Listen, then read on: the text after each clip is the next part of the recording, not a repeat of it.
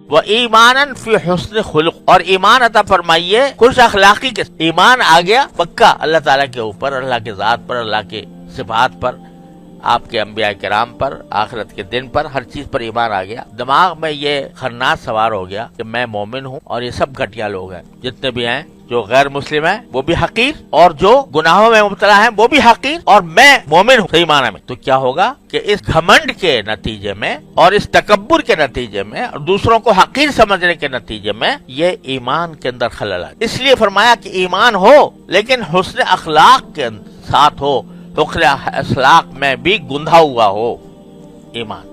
اللہ کے کسی بھی بندے کو حقیر نہ سمجھو، اپنے آپ کو کسی سے بھی بڑا نہ سمجھو، اپنے آپ کو کسی سے افضل نہ سمجھو۔ تو اس لیے ایمان آ گیا الحمدللہ، اللہ کا شکر ہے، لیکن اس کے ساتھ دوسرے لوگوں کی تحقیر آ گئی، اور تحقیر کی وجہ سے ان کے ساتھ میرا رویہ خراب ہو گیا، میں ان کے ساتھ تلخی کرنے لگا، میں ان کی توہین کرنے لگا، میں ان کو برا بلا کہنے لگا، یا برا بلا کم از کم دماغ میں سمجھنے لگا۔ تو کیا ہوا؟ ایمان جو تھا اس کا صحیح استعمال نہ ہوا۔ اس کے نتیجے میں باوجود اس کے کہ پکا ایمان تھا، لیکن یہ اس نے اس میں رکھنا ڈال، اس بدخلقی نے، بد اخلاقی نے، دوسروں کی تحقیر نے اس میں رکھنا ڈال۔ اس لیے فرمایا کہ ایمانن فی حسن خلق، ایمان کیا ہو جو حسن خلق، خوش اخلاقی کے ساتھ ہو، کسی کو بھی میں حقیر نہ سمجھوں۔ ایک جملہ شاید آپ نے سنا ہو کبھی کہ بعض صوفیہ نے کہا ہے کہ صحیح مومن وہ ہے جو اپنے آپ کو کافر فرنگ سے بھی افضل نہ سمجھے۔ کافر فرنگ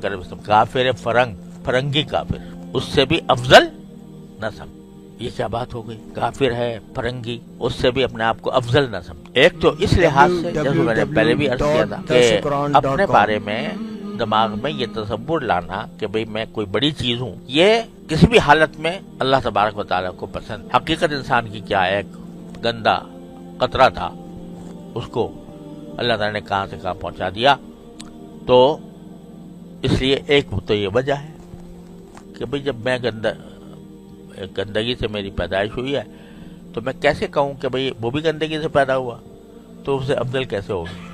ایک تو اس لحاظ سے۔ دوسرے اس لحاظ سے کہ خاتمے کا کچھ پتہ نہیں، خاتمے کا کچھ پتہ نہیں، کیا پتہ اس کافر فرنگ کو اللہ تبارک و تعالیٰ کسی وقت توفیق دے دے اور اس کا ایمان کامل ہو جائے اور وہ مجھ سے آگے آخرت، یہ پتہ نہیں، لہذا کس بنا پر اپنے آپ کو اس سے افضل کہوں۔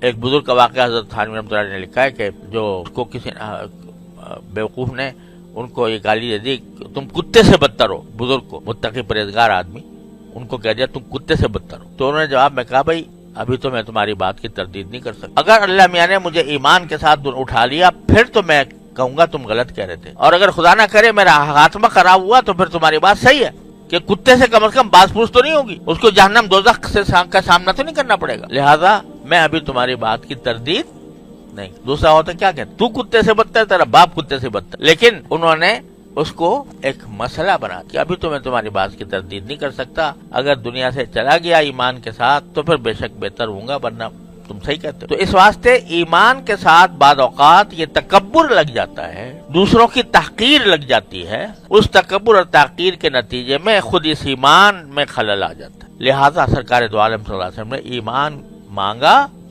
فی حسن، ایمان ہو حسن اخلاق۔ سوشل میڈیا پر سب سے قدیم اور سب سے ریلائبل برانڈ درسقرآن.com